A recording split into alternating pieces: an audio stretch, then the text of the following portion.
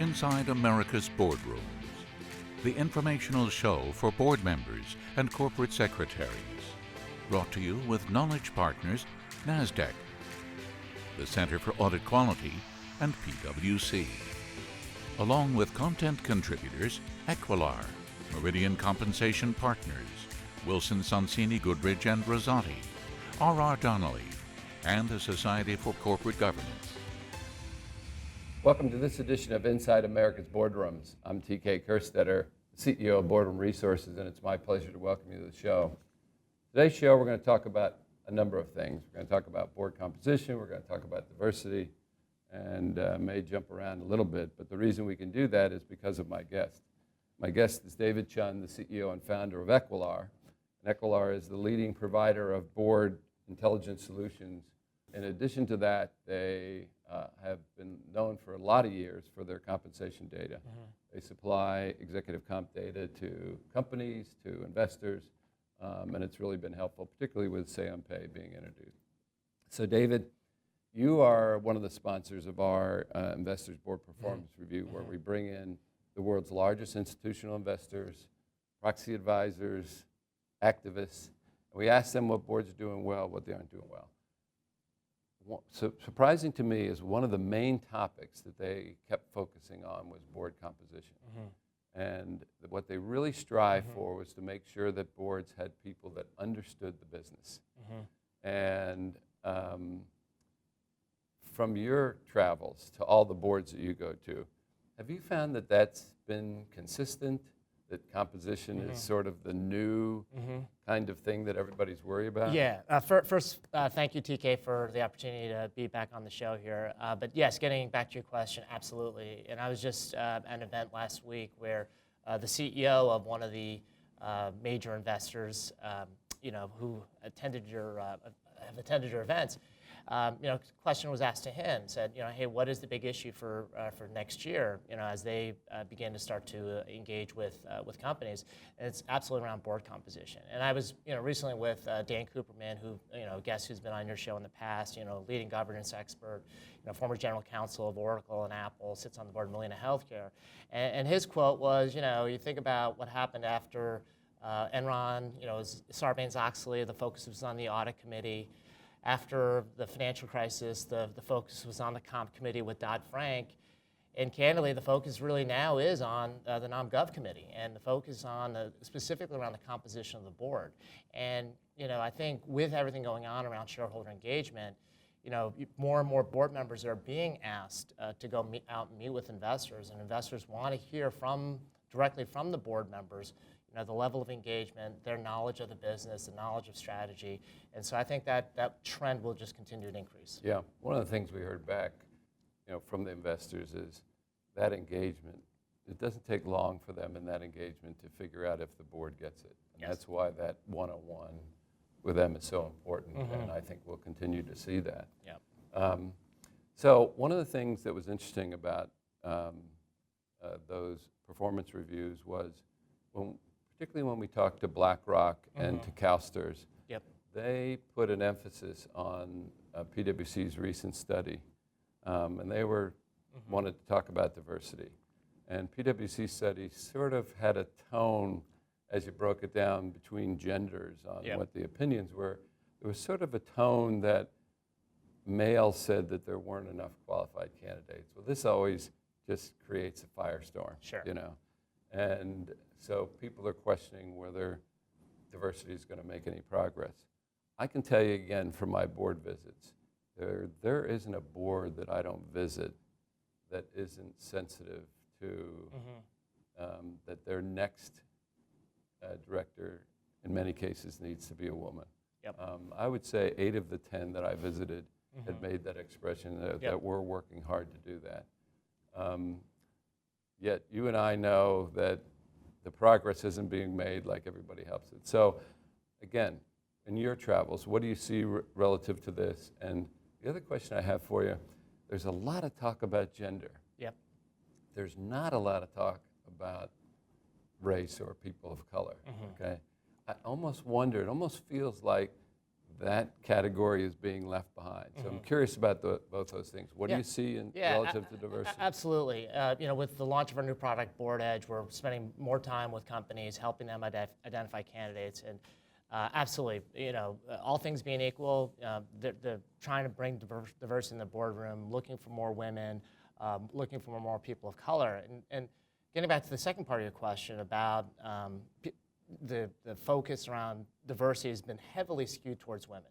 And part of it is it's much easier to track gender diversity. The data is much more readily available. And frankly, there are more organizations that are focused on that particular issue. And, it's everybody from Catalyst to the 30% Club and others. And I'll borrow a recent conversation I had with SEC Commissioner Luis Aguilar. And you can't manage what you can't measure. And gender diversity is a relatively straightforward thing to measure. Once you start to get into race and ethnicity, candidly, it's a bit harder, right? The data is not as readily available. That's something we're working on to be able to have that information readily available. But it's just not as easily get. That being said, since there's more attention around gender diversity, you are seeing more activity around that. But I'd also take the other side of the equation here is that, and I think I can readily say this as a person of color, is that the onus is on us too to make our information readily available, to make it easier for companies to find candidates of people of color. And frankly, that's a bit of a challenge. And so I would say for all the different groups that are out there that are not only the women groups but the people of color, this is an opportunity to really bring more attention to this issue. So you had mentioned Board Edge. Yeah. I'm a serial user of Break Board. our system, TK. Yeah. I just think it's something that's very valuable for anybody that wants to be knowledgeable about this space and what happens. But I think it's worthwhile just mentioning particularly your diversity piece of that. First of all, it's a great way to debunk this idea that there aren't qualified candidates. But take a second and just discuss that as a tool and why that's been received so well. Yeah, no, thank you, TK. So we launched Board Edge at the end of last year, and about a month ago, back in September, we launched what we call the Equilar Diversity Network, and we're calling it EDEN, the acronym EDN.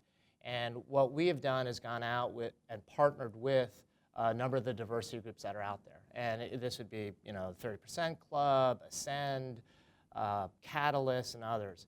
And essentially what we have done is taken information that all the various organizations have. Each of these organizations have a list of candidates. But the reality is a board going to go to 10, 15, 20 different websites to be able to search through all the candidate lists and try to figure out who they may know or what they can do? What we have essentially constructed is a registry of registries, so that literally with a single search, they can search across our entire database and quickly identify candidates that match their criteria, and specifically ones that would either be women or people of color. And we're very excited about the feedback, the reaction, the partners, the openness that everyone has had around working together on this. About a month ago, we had an announcement with CalPERS and CalSTRS, so we're working very closely with Am Simpson and Am Sheehan on this. We've moved over the 3D database, the Diverse Director Data Source. That's now part of it. We already have, I think, 300 3D members who have updated their profiles on our system. We're going to be working with WCD, Women Corporate Directors. There's 2,400 women that have identified. So what we're doing is really bringing digital technologies to a solution that's frankly been to a problem that's been very opaque and not a lot of technology applied to it. And so it's been something we're very passionate about as an organization and very excited with how we're bringing this data, making it readily available for our clients. But the other thing to point out is, with Board Edge, that's valuable about how we've built this is the connections, right? Because if you see two candidates on paper that are equal, but you don't have any, as you know with boardroom chemistry, if you don't know anything about either of them, frankly, you're gonna, you'll be a little bit hesitant to pursue. But the minute that you find that there's a candidate that matches what you're looking for, and you know somebody that knows that person or knows somebody who knows of that person, you're going to pursue that candidate and want to do your background check, back-channel reference checks on that individual. And so that's a layer that we've built into the product that doesn't exist anywhere else. Yeah. Now, the interesting part of that, it's not only available to companies, but Yep. search firms could use Yep. it. Anybody that wants Investors. to narrow down the audience and without having to search in a whole lot of places. Exactly. for it. There's 150,000 profiles in the database today. It continues to grow each day. Getting back to your debunking, that there's not enough candidates. There's 8,000 women in our database who are public company executives who have never been on a board. So there's 8,000. 2,000 of them have CFO experience who have never been on a board. So there's 2,000 women CFOs. These are all financial experts, right? I mean, so they're readily available, and being able to see how quickly, are there relationships within our board members that may know this candidate?